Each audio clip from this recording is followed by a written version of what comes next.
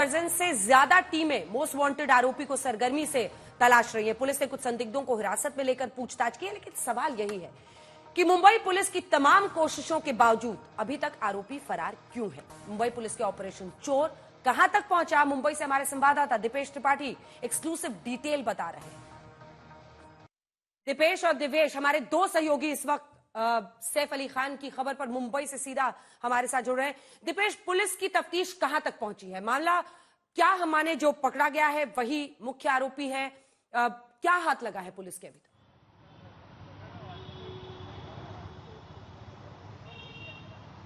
जी अंजना, देखिए, जिस संदिग्ध शख्स को आज पुलिस ने हिरासत में लिया था वो शख्स नहीं है जिसने सैफ अली खान के घर पे हमला किया था।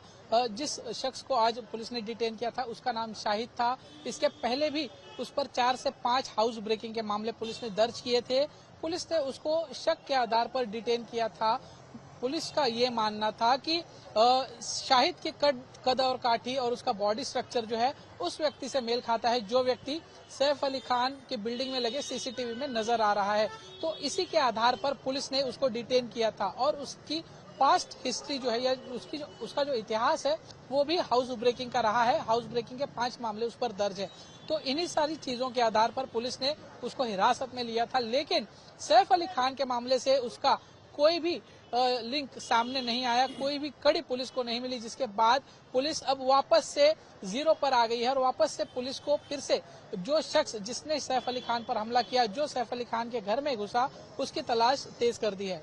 दिवेश, आपसे मैं ये जानना चाहती हूँ कि आखिर चोरी वाली थ्योरी अब कहां तक पहुंची है और जरा विस्तार से बताइए। देखिए, ऑटो ड्राइवर से भी आज तक की बातचीत हो गई है।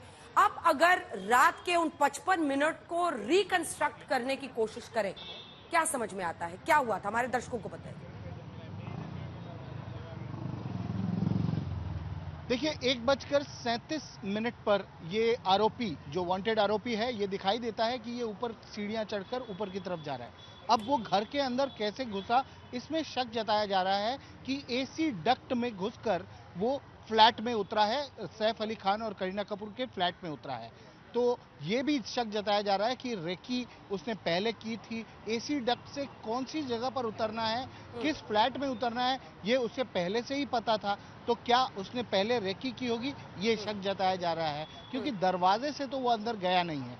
अब उसके बाद 2 बजे के करीब जो केयरटेकर है उसने बाथरूम की लाइट जली हुई देखी। वो चेक करने गई तो ये बाथरूम के दरवाजे के बाहर आया और उसने उसे धमकाया कि तुम चुप रहो, आवाज मत करो।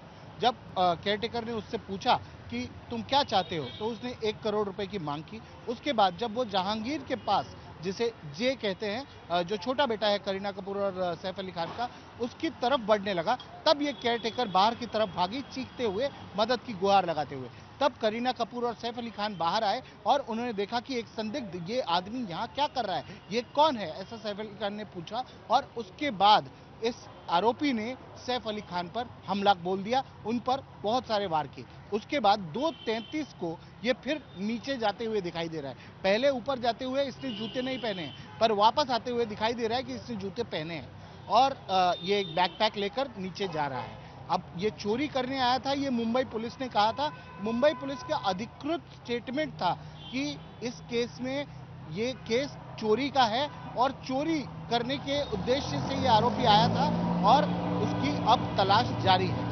कल मुंबई पुलिस पॉजिटिव थी कि आरोपी को पकड़ लिया जाएगा कुछ चंद ही घंटों में। उसकी लोकेशन कहीं सेंट्रल मुंबई में ट्रैक भी की गई थी, पर उसके बाद उसकी कोई लोकेशन नहीं मिली। पश्चिमी मुंबई में भी मुंबई पुलिस की टीमों ने उसे खोजा, पर वो मिला नहीं है। दिवेश, एक छोटा सा कमेंट आपसे जल्दी से चाहती हूँ, क्योंकि ज्यादातर ऐसी घटनाओं में जो डंप डेटा है उसके जरिए, अगर कोई अनयूजुअल मोबाइल वहां पर था, उसके जरिए पकड़ा जाता है।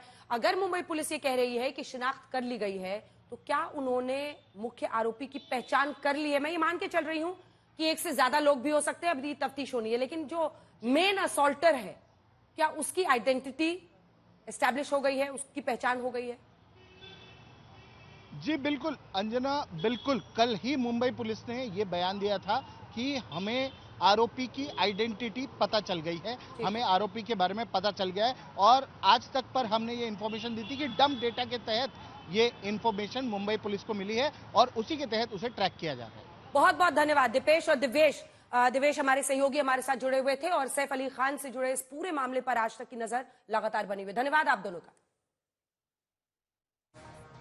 सैफ अली खान के अपार्टमेंट में रात 1:38 पर आरोपी सीढ़ी पर चढ़ता हुआ नजर आया।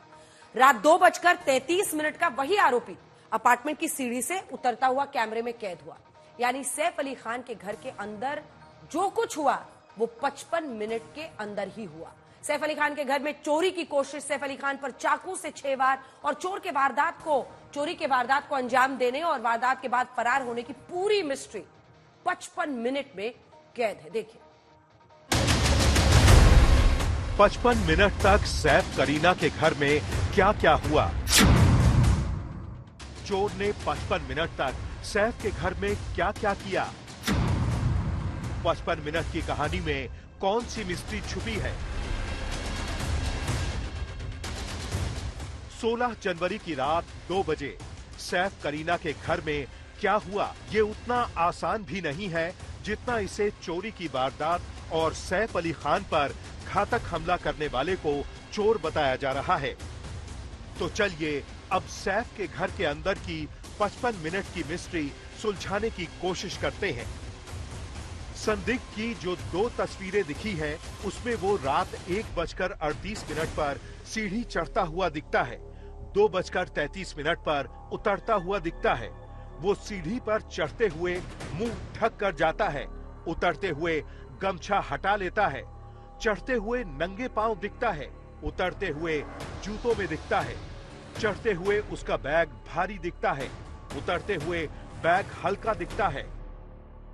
सैफ करीना के घर में घुसे उस संदिग्ध के आने और जाने में 55 मिनट का गैप रहता है, यानी वो 55 मिनट तक सैफ और करीना के घर के अंदर रहता है। और इन्हीं 55 मिनट के अंदर की वो कहानी है जिसने सैफ अली खान के जिस्म पर 5 जख्म दे दिए। और ये वो चाकू का टुकड़ा है जो सैफ अली खान की पीठ में रीढ़ की हड्डी के अंदर स्पाइनल कॉर्ड से सिर्फ 2 मिलीमीटर दूर तक फंसा हुआ था। डॉक्टरों का कहना है कि अगर ये 2 मिलीमीटर और अंदर घुस जाता तो सैफ अली खान के लिए बहुत घातक साबित हो सकता था। कहा जा रहा है कि सैफ अली खान पैरालाइज भी हो सकते थे। जो शार्प ऑब्जेक्ट लेफ्ट से एंट्री करके राइट तक जा रहा था अंदर डेप्थ में और टच कर रहा था स्पाइनल कॉर्ड को, और उसने ऊपर का जो ड्यूरा कवरिंग होता है स्पाइनल कॉर्ड को वो ब्रेक करके वहां से पानी आ रहा था। फिलहाल सैफ की हालत ठीक है। डॉक्टर ने 2 हफ्ते का बेड रेस्ट कहा है, लेकिन इन 55 मिनटों में क्यों और कैसे सैफ अली खान की जान पर बन आई, ये एक मिस्ट्री है। अभी सैफ अली खान का इलाज चल रहा है, लिहाजा इस अटैक के बारे में पुलिस उनसे पूछताछ नहीं कर पाई है। फिलहाल पुलिस के पास सैफ अली खान की नौकरानी का बयान दर्ज है, जिसने सबसे पहले घर में घुसे संदिग्ध को देखा। नौकरानी ने बताया कि संदिग्ध जेह के कमरे में गया। नौकरानी ने बताया कि जेह की नैनी भी जाग गई। नौकरानी ने बताया कि कमरे में करीना कपूर भी आ गई। नौकरानी ने बताया कि संदिग्ध ने 1 करोड़ रुपए मांगे। नौकरानी ने बताया कि संदिग्ध ने उस पर भी हमला किया। नौकरानी ने बताया कि सैफ अली खान पर संदिग्ध ने चाकू से 6 बार किए। नौकरानी ने बताया कि हमलावर से डरकर उन्होंने कमरे का दरवाजा खींच लिया। नौकरानी ने बताया कि हमलावर से डरकर वो सब ऊपर वाले कमरे में पहुंचे। नौकरानी ने बताया कि हमारी आवाज सुनकर बाकी स्टाफ रमेश, हरी, रामू और पासवान भी बाहर आ गए। लेकिन 55 मिनट की इस कहानी में जो अभी तक सामने नहीं आया है वो ये कि संदिग्ध अंदर कैसे घुसा, संदिग्ध सैफ करीना के घर से कैसे भागा, और जब संदिग्ध भागा तो करीना और उनके स्टाफ ने क्या हल्ला नहीं मचाया। करीना और उनके स्टाफ ने क्या अपार्टमेंट की सिक्योरिटी से चोर को पकड़ने के लिए नहीं कहा। और यही 55 मिनट की मिस्ट्री ये समझने और जानने के लिए जरूरी है कि आखिर वो चोर कौन था। क्या वो सैफ करीना के घर से पूरी तरह वाकिफ था? क्या वो जानता था कि सैफ करीम का बेटा जेह कहां सोता है? 55 मिनट की ये मिस्ट्री तभी सुलझेगी जब वो संदिग्ध पकड़ा जाएगा। दीपेश त्रिपाठी और विद्या चौहान के साथ साहिल जोशी, मुंबई, आज तक। आधी रात हुई वारदात के कुछ घंटों के अंदर सैफ अली खान के परिवार की तरफ से पूरी घटना को चोरी और लूटपाट की घटना बताया गया। शुरुआती तफ्तीश में भी मुंबई पुलिस वारदात के पीछे चोरी का मोटिव देख रही है, लेकिन सैफ अली खान पर हुए वार एफआईआर में दर्ज जो घर में काम करने वाली हैं उनका बयान चोरी की थ्योरी पर सवाल खड़े कर रहे हैं। यानी सैफ के घर हुई वारदात के पीछे चोरी का एंगल है या मामला कुछ और ही है, ये बड़ी मिस्ट्री है।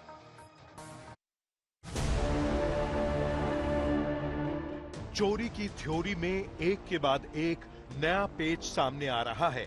मुंबई पुलिस के मुताबिक शुरुआती तफ्तीश में मामला चोरी की दिशा में आगे बढ़ रहा है।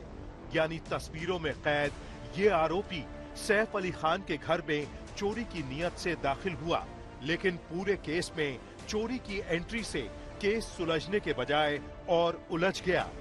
इसकी वजह है सैफ अली खान के केस में दर्ज एफआईआर में सैफ की नौकरानी ने पुलिस को बताया है कि आरोपी ने बंधक बनाने की कोशिश की। आरोपी ने धारदार हथियार का डर दिखाकर 1 करोड़ रुपए मांगे। अब सवाल उठता है कि मामला चोरी का है तो आरोपी ने सैफ की नौकरानी से 1 करोड़ की डिमांड क्यों की? यही नहीं, अगर आरोपी का मकसद चोरी था तो उसने सैफ पर हमला क्यों किया? वो भी ऐसा हमला जिसमें सैफ की जान तक जा सकती थी। इलाज करने वाले डॉक्टर बता रहे हैं कि सैफ पर किया गया हमला कितना जानलेवा था। इस वक्त हमारे साथ डॉक्टर नितिन डांगे हैं जो न्यूरोस्पाइनल सर्जन हैं और इन्होंने ही सैफ अली खान के ऊपर ऑपरेट किया था। आइए इनसे सबसे पहले जानते हैं, सर, अब जब कल सैफ अली खान को देखें क्या सिचुएशन थी उस समय? जब हमने सुबह वो तकरीबन 2:30 बजे एडमिट हो गए लीलावती में और 3-3:15 बजे हमने सुबह के उनको एग्जामिन किया। उसके पहले उनका आते ही उनके वुंड्स देखे उनका इन्वेस्टिगेशन हुए थे। मेनली सीटी स्कैन हुआ था और स्पाइन का सीटी स्कैन हुआ था क्योंकि स्पाइन के पास थोरेसिक लेवल पे उनको एक वुंड था, इंजुरी थी। वो इंजुरी के देखते हुए हमने इन्वेस्टिगेट किया था और it was shocking to see on the CT scan that उसमें अंदर एक शार्प ऑब्जेक्ट ऑलमोस्ट डेप्थ में स्पाइनल कैनाल में और स्पाइनल कॉर्ड के आसपास दिख रहा था। वो शार्प ऑब्जेक्ट अंदर टूटा हुआ था। तो और उनको लेफ्ट हैंड में सामने से जो इंजुरी हुई थी उसकी वजह से 2 इधर घाव थे और एक गर्दन के राइट साइड में घाव था। सबसे इम्पोर्टेंट और कॉम्प्लिकेटेड घाव जो था वो पीठ में था, थोरेसिकली। तो जो शार्प ऑब्जेक्ट लेफ्ट से एंट्री करके राइट तक जा रहा था अंदर डेप्थ में और टच कर रहा था स्पाइनल कॉर्ड को और उसने ऊपर का जो ड्यूरा कवरिंग होता है स्पाइनल कॉर्ड को वो ब्रेक करके वहां से पानी आ रहा था। तो जैसे हमने ऑब्जेक्ट निकाला, हमको रिपेयर करने की जरूरत होती है क्योंकि पानी लीक होता है तो इन्फेक्शन के चांसेस होते हैं। तो हमने वो ड्यूरा रिपेयर किया, वुंड रिपेयर किया और उनको बाकी doctor Leena Jain plastic surgery वाले ने उनके बाकी के वुंड्स रिपेयर करके कॉस्मेटिकली उनको हमने 6 घंटे सर्जरी के बाद, दोनों सर्जरी मिला के 6 घंटे में हमने उसको 12:30 के आसपास उनको आईसीयू में शिफ्ट किया। जिस तरह से घर के अंदर सैफ पर हमले को अंजाम दिया गया, जिस तरह से आरोपी पहले घर में दाखिल हुआ और फिर आराम से फरार हो गया, ये बात किसी के गले नहीं उतर रही। चोरी की थ्योरी पर कई सवाल उठ रहे हैं। क्या वारदात का मकसद यानी मोटिव सिर्फ चोरी है? क्या आरोपी ने 12वीं मंजिल पर सैफ के घर को चुना? आरोपी सीढ़ी से 12वीं मंजिल तक गया, लेकिन घर में कैसे घुसा? आधी रात आरोपी की सैफ के घर में फ्रेंडली एंट्री कैसे हुई? क्या सैफ के घर के अंदर से किसी ने मेन डोर को खोला? क्या सैफ की टीम से जुड़े शख्स का परिचित है आरोपी? क्या बिल्डिंग में रहने वाला कोई शख्स आरोपी का मददगार है? क्या अपार्टमेंट के किसी कर्मचारी ने आरोपी की मदद की? क्या सैफ अली के घर काम कर चुका मजदूर ही आरोपी है? क्या आरोपी का टारगेट चोरी नहीं बल्कि सैफ अली खान थे? क्या एक्टर को टारगेट किया जा रहा है? क्या बैंड्रा में जो एक्टर रहते हैं? प्राइमरी या आत्ताच्या तपासामध्ये असं निष्पन्न होत आहे की हा जो आरोपी आहे याने चोरीच्या उद्देशाने अभिनेता सैफ अली खान यांच्या घरी प्रवेश केलेला आहे आणि आरोपी अटक होताच पुढचे डिटेल्स डिस्क्लोज करते हैं। ऐसा है, उस मामले में पुलिस की तफ्तीश जारी है। पुलिस ने इसके बारे में आपको ब्रीफिंग भी दिया है। बहुत क्लूज पुलिस को मिले हैं। मुझे लगता है कि पुलिस जल्दी इस केस को जीरो डाउन करेगी। घटनाक्रम से साफ है कि बिना किसी जान पहचान के इस वारदात को अंजाम नहीं दिया जा सकता है, यानी हमलावर को सैफ के घर के अंदर की जानकारी थी। अब सवाल यही है कि सैफ के घर में वो भेदी कौन है। अब देखिए, क्या आरोपी ने सैफ के घर में काम करने वाली महिला को पहले बंधक बनाया, फिर 1 करोड़ की डिमांड रखी। अगर मामला चोरी का था तो आरोपी ने नौकरी जो घर में काम करने वाली महिला थी उनको बंधक क्यों बनाया, क्यों घर के स्टाफ से 1 करोड़ की डिमांड कर दी।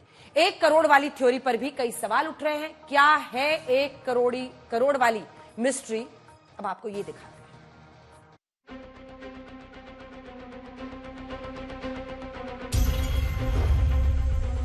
संदिग्ध को पकड़ने के लिए पुलिस की 35 टीमें क्यों बनी?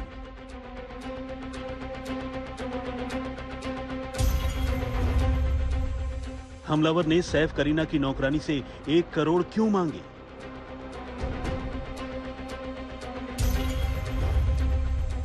अगर हमलावर चोरी करने आया था तो उसने 1 करोड़ क्यों मांगे? करीना के घर आए चोर का हुलिया, इसकी तस्वीरें, ये सब कुछ पुलिस के पास है।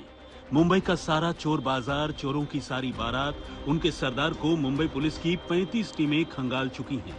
जैसे कि मैं सो रहा हूँ तो पिताजी को जगाना है मुझे, तो वो डायरेक्ट उठाने के बजाय, और हिंसा की परंपरा मेरे यहाँ नहीं थी सौभाग्य से, तो वो क्या करते थे कि उस कमरे में आ जाएंगे या बाहर से गुजरेंगे और चौपाई बोलेंगे, प्रात काल उठ गए रघुनाथा, मात पिता गुरु नावई माता। कभी कभी मैं गुस्से में उठ करके अरे पापा चरण स्पर्श किया और सो गया। उनका अब मत उठाना।